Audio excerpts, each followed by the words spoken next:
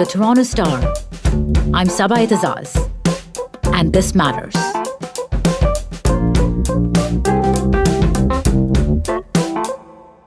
Picture this, hundreds of pairs of tiny shoes placed as memorials across the country, mourning the death of children and the shame of a nation.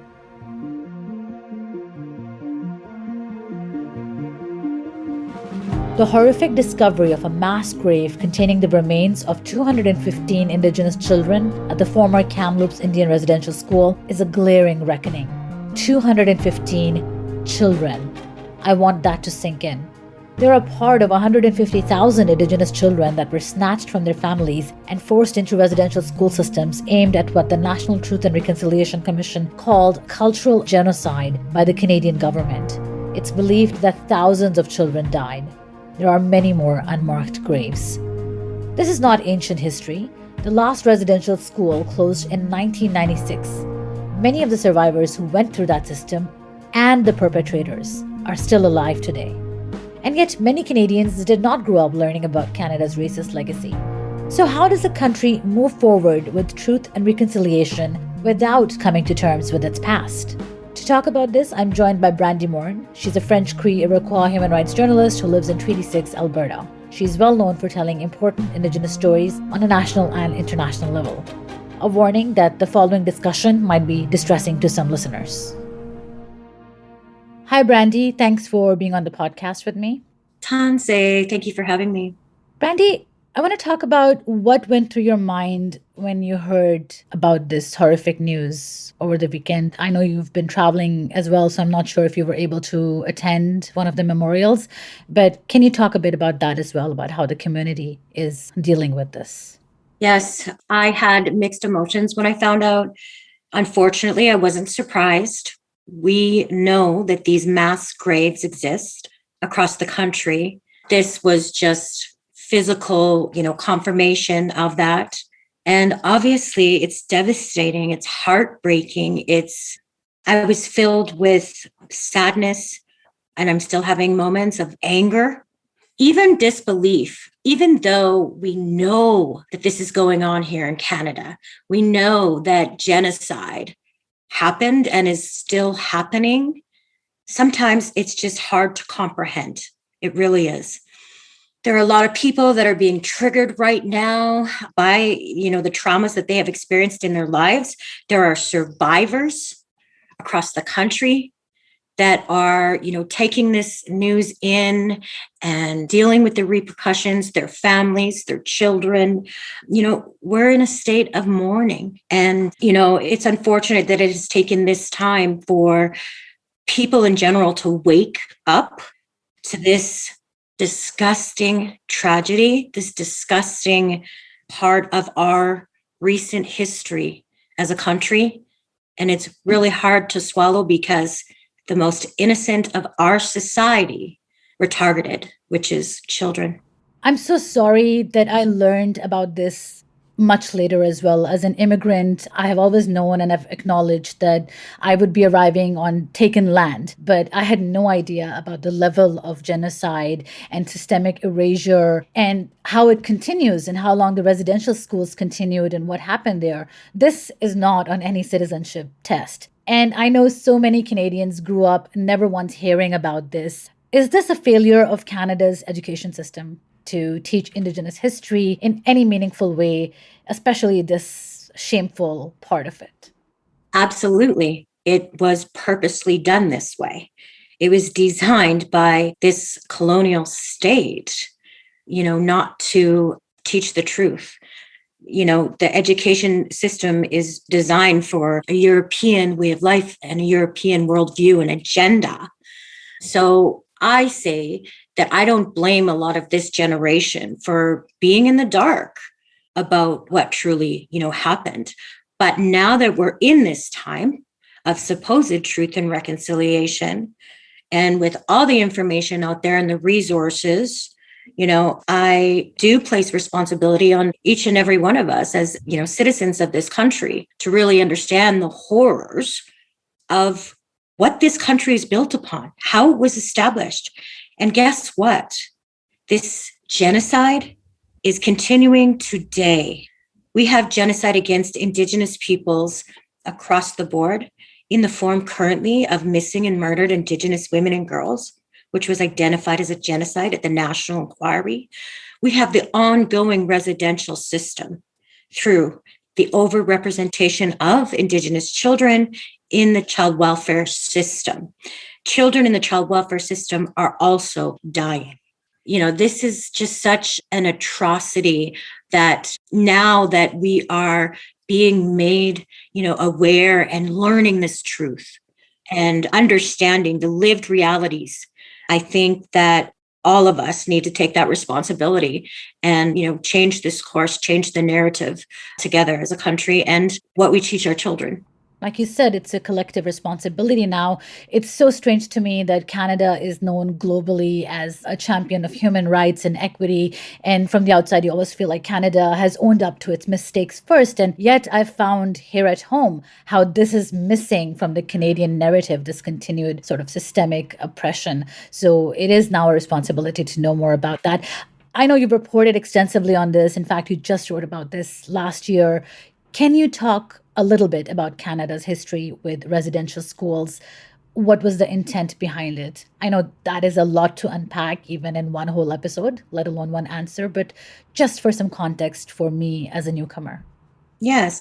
So the Canadian government established residential schools along with the Indian Act to oppress Indigenous nations across the country and develop these schools to educate Indigenous children to assimilate them into the mainstream culture.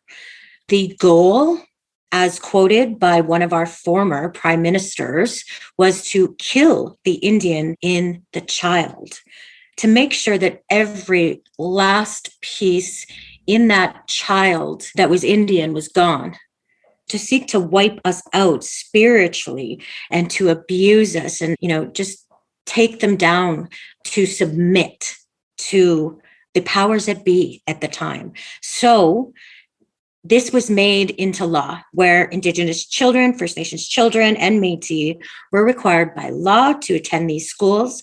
They were forcibly taken from their families. If their parents refused to give them up to these state-run church administrative schools, then they were threatened with arrest.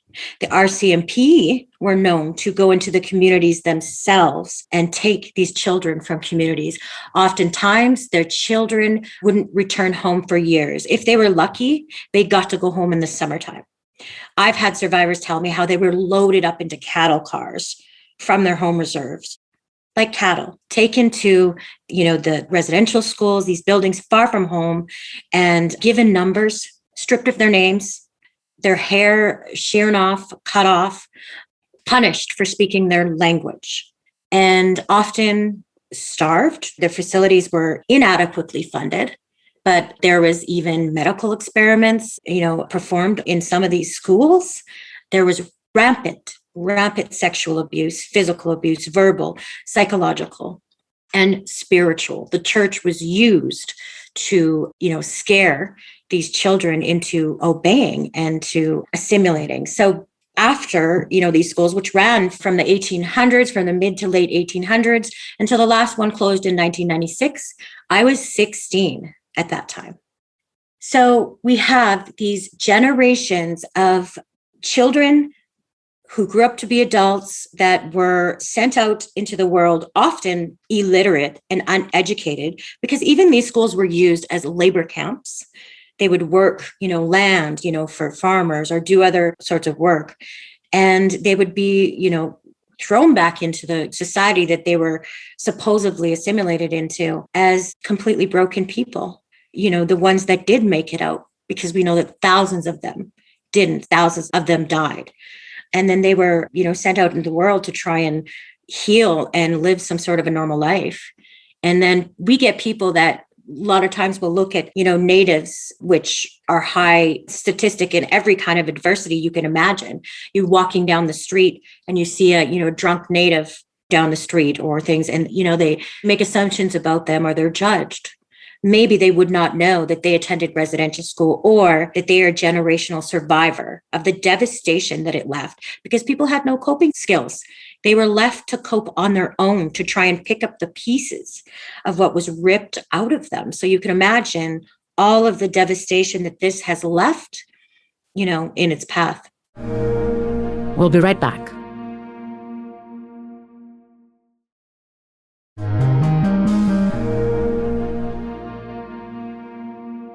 I do want to talk about the legacy of that trauma and its impact as well. One thing, Brandi, that I found out that many people might not know, and I found out while researching for this episode, that the government of Canada did actually know about the prolific deaths of children at residential schools back as early as 1907. And I believe it was documented in the Bryce Report, and it was covered by newspapers at that time.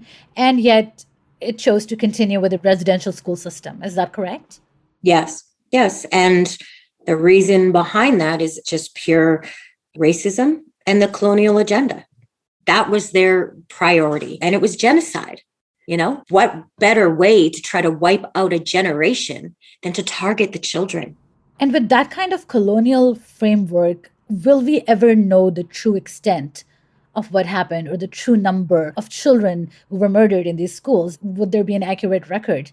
And what has accountability looked like so far? Somebody must have been running these schools, right? Right. I don't think that we'll ever get the true amount of children and babies that died at these schools. I just think it's impossible, especially when many of the graves are, unmarked.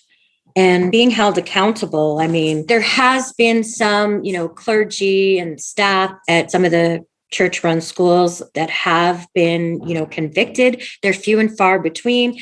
In the 1990s, we had, some charges and convictions against former clergy and staff from the notoriously horrific St. Anne's Residential School. And, for instance, in BC in 1989, there was a reverend there that was convicted on 17 counts of sexual assaults against young Indigenous males over 30 years.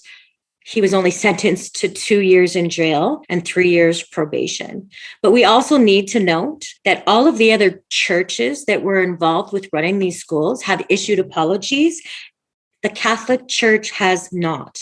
Pope Francis has refused to take responsibility and to offer that apology. In 2018, we had our prime minister that personally asked him, for this, and he declined. So it just really blows my mind that, okay, we're in the headlines right now. We have, a mass grave of children being found. And yet I really don't get it that the Catholic Church can't even utter those words publicly, that they're sorry. I really, really wonder, what's at stake for them if it's such a, hard thing. And Brandi, like you mentioned, these horrors that Indigenous children faced, it's not just a distant memory. People who went through that system are still alive today. And you've been talking about the legacy and the enduring impact of this on generations. Can you talk a little bit more about what other ways have we seen this manifested in terms of the generational trauma or the cycle of abuse or things that we're so quick to stereotype? It shows up in the way that, in all sorts of trauma. It shows up in addictions. Our communities have struggled with addictions, with vulnerability, with, poverty. There's so much that comes with having your identity, attacked and having these attempts at our existence, to be wiped out, to be in survival mode. And so, you have a parent or a grandparent that attended these schools and they were taken away from their own families and they go to raise their own family and they have no idea how to bond, how to show love. And, these traumas keep manifesting for them, and you can just see how this would snowball, into this cycle, this broken, destructive cycle. However, I see in our generation, a generation of hope, a generation of healing, a generation that is growing up to learn who they are, to reclaim who they are, to be proud of that, and start healing. The healing is not happening overnight, but it really is happening now. I can say that. And I'm hopeful. And this hope and healing now, there's been strength and resilience from the start in a way. I think one of the findings of the TRC, the Truth and Reconciliation Commission, was that this forced assimilation failed because of the resistance by Indigenous communities, by the survivors. So when we talk about the lasting legacy of this tragedy, do we need to talk about the resilience and strength as part of the story, not just the trauma? Yeah, absolutely. We can talk about the resiliency and the strength. We can talk about the beauty of who we are as Indigenous people. We can highlight our culture. We can support with different resources in learning our languages, the ones that they tried to snuff out of us.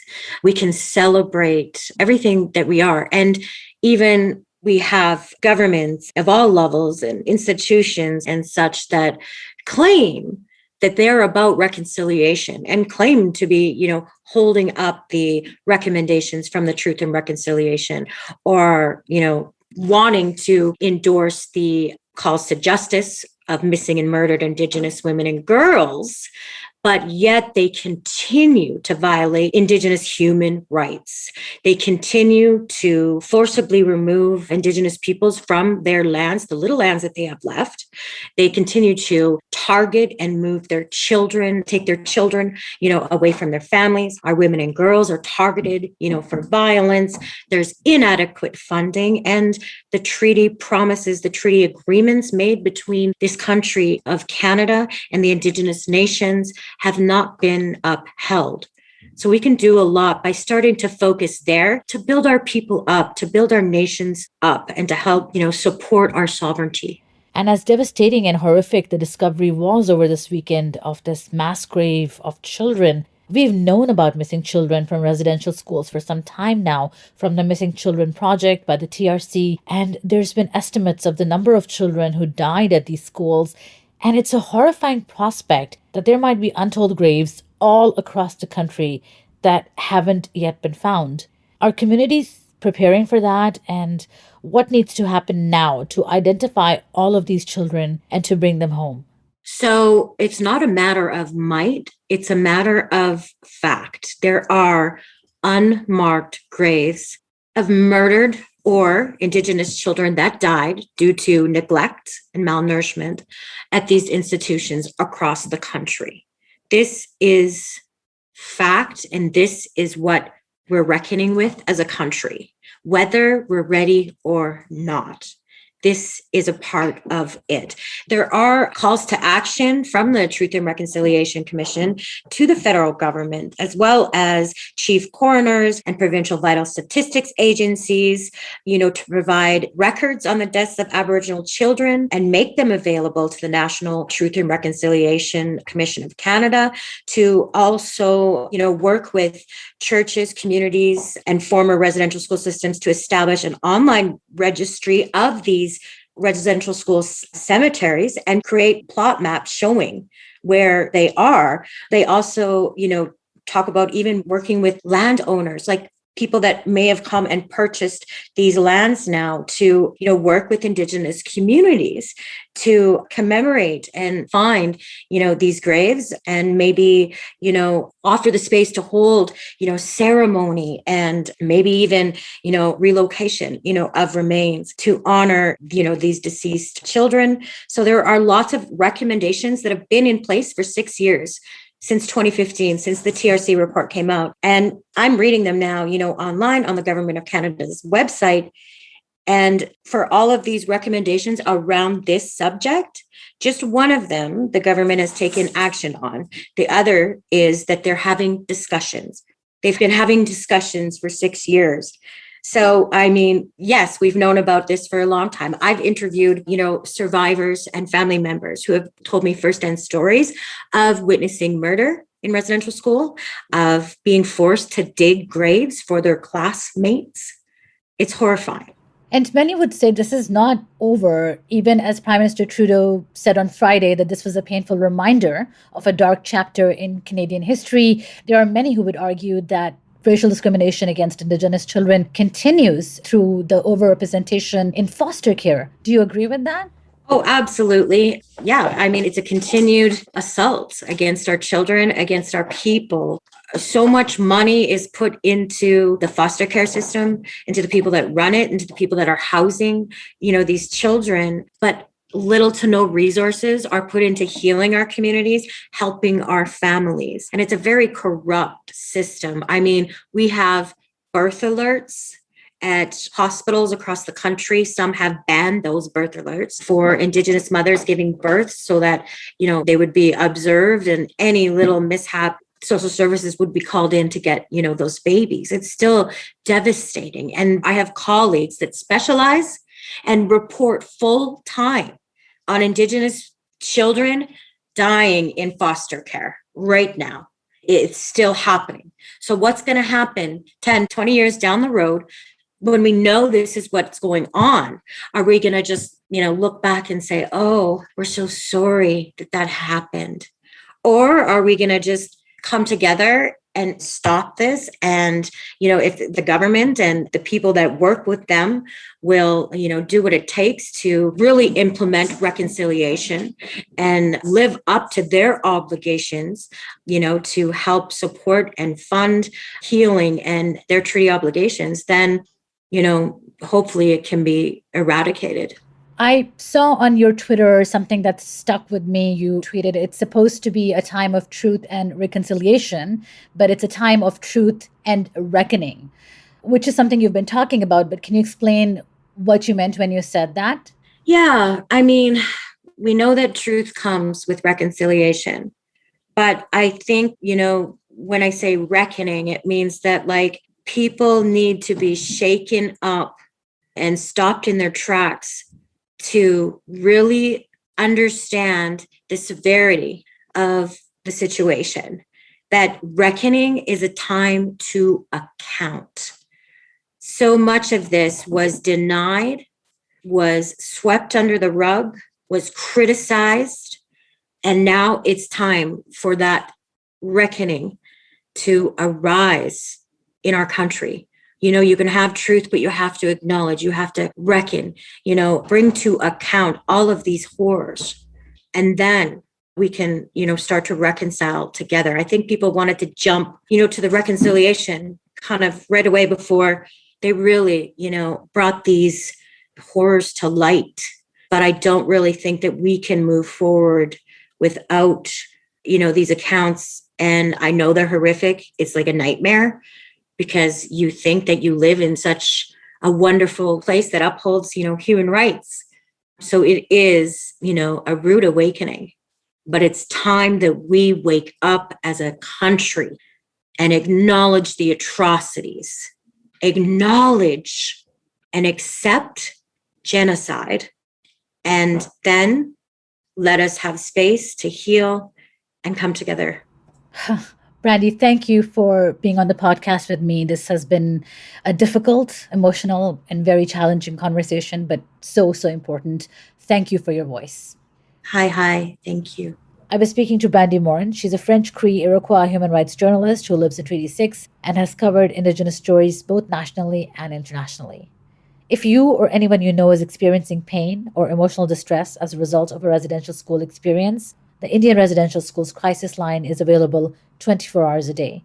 You can call for support at 1-866-925-4419. That's it for today. Thanks so much for listening. This Matters is hosted and produced by me, Saba Eitizaz, Adrian Chung, and Raju Mutter. Produced and mixed by Sean Pattenden, and our director of programming is JP Fozo. Our show theme music is by So Called, and our episode music is by Mike DeAngelis. We want to hear what stories matter to you. Please send us comments, questions, or ideas to thismatters@thestar.ca. Please consider supporting the journalism the Toronto Star newsroom does at thestar.com. And don't forget to subscribe to This Matters on Apple Podcasts, Spotify, or wherever you listen to your favorite podcasts. Let's talk soon.